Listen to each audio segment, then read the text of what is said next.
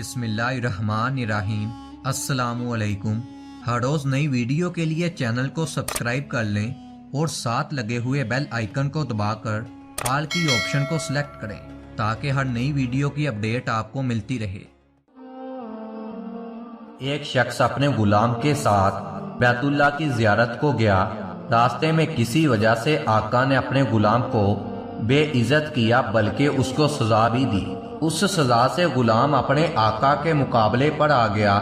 یہی نہیں بلکہ اپنے آقا کو کہا، تو میرا غلام ہے اور میں تمہارا آقا ہوں۔ آقا نے کہا، تو بلا وجہ مجھ کو اپنا غلام کہتا ہے بلکہ تو خود سرکش ہو گیا ہے۔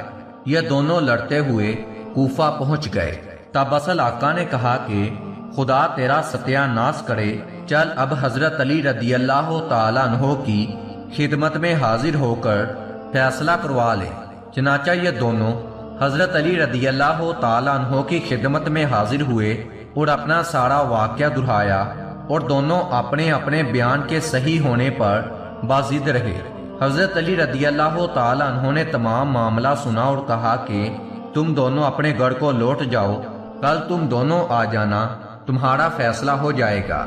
ان کے جانے کے بعد حضرت علی رضی اللہ تعالیٰ عنہ نے اپنے خادم سے کہا کہ اس دیوار میں 2 سوراخ کرو جس میں انسانی سر گزر سکیں۔ خادم نے حکم کی تعمیل کی۔ حضرت علی رضی اللہ تعالیٰ عنہ نے خادم کو سمجھایا کہ جب میں تمہیں کہوں کہ تلوار سے غلام کا سر اڑا دو تو تم تلوار اٹھانا مگر سچ مچ قتل نہ کرنا۔ اگلے دن جب دونوں آئے تو آپ رضی اللہ تعالیٰ عنہ نے فرمایا کہ دونوں اپنے اپنے سر اس سوراخ میں رکھ دو۔ جب ان دونوں نے اپنے سر سوراخ میں رکھ دیے تو حکم دیا کہ تلوار سے غلام کا سر اڑا دو۔ جو ہی تلوار اٹھی تو اصل غلام نے اپنا سر پیچھے ہٹا لیا۔ یہ دیکھ کر حضرت علی رضی اللہ تعالیٰ عنہ نے فرمایا، جب تم غلام نہیں ہو بلکہ آقا ہو تو تمہیں کیا ڈر لگا کہ تم نے اپنا سر پیچھے ہٹا لیا؟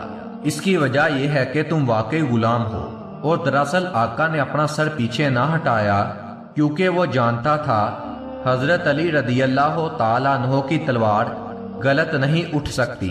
بس اس نے اپنا قصور مان لیا اور معافی چاہی کہ مالک کی سختی سے تنگ آ کر میں نے ایسا کیا تھا۔ آپ رضی اللہ تعالیٰ عنہ نے فرمایا کہ جاؤ اپنے مالک کی تابعہ داری کرو ورنہ تمہارے ہاتھ کاٹ دیے جائیں گے۔ ایک مرتبہ حضرت علی رضی اللہ تعالیٰ عنہ سے گونگے آدمی کے قسم کھانے کا طریقہ دریافت کیا گیا کیونکہ ایک گونگے پر ایک دوسرے آدمی کا دین واجب تھا۔ حضرت علی رضی اللہ تعالیٰ عنہ نے فرمایا، حمد ہے اس خدا کی جس نے مجھ کو اس وقت دنیا سے نہیں اٹھایا جب تک کہ میں وہ تمام باتیں امت کو بتا دوں جس کی وہ محتاج ہے۔ اس کے بعد آپ رضی اللہ تعالیٰ عنہ نے اشارہ آسمان کی طرف کیا گویا کہہ رہے ہیں کہ اللہ کی کتاب سے۔ پھر آپ رضی اللہ تعالیٰ عنہ نے اپنے غلام سے کاغذ اور قلم منگوایا اور تحریر کیا، میں اس خدا کی قسم کھاتا ہوں جس کے سوا کوئی معبود نہیں، جو رحمان اور رحیم ہے، ہر ظاہر اور باطن کا جاننے والا ہے، وہ انصاف کرنے والا ہے اور ہر راز سے واقف ہے کہ فلاں بن فلاں کا مجھ پر کوئی حق نہیں اور نہ ہی میں اس کا کسی قسم سے دیندار ہوں۔ یہ سب لکھ کر حضرت علی رضی اللہ تعالیٰ عنہ نے اس کاغذ کو دھو کر اس کا پانی گونگے کو پلانا چاہا مگر اس نے پینے سے انکار کر دیا۔ حضرت علی رضی اللہ تعالیٰ عنہ نے فرمایا کہ گونگا جھوٹا ہے، اس پر فلاں کا دین واجب ہے اور ثابت ہے۔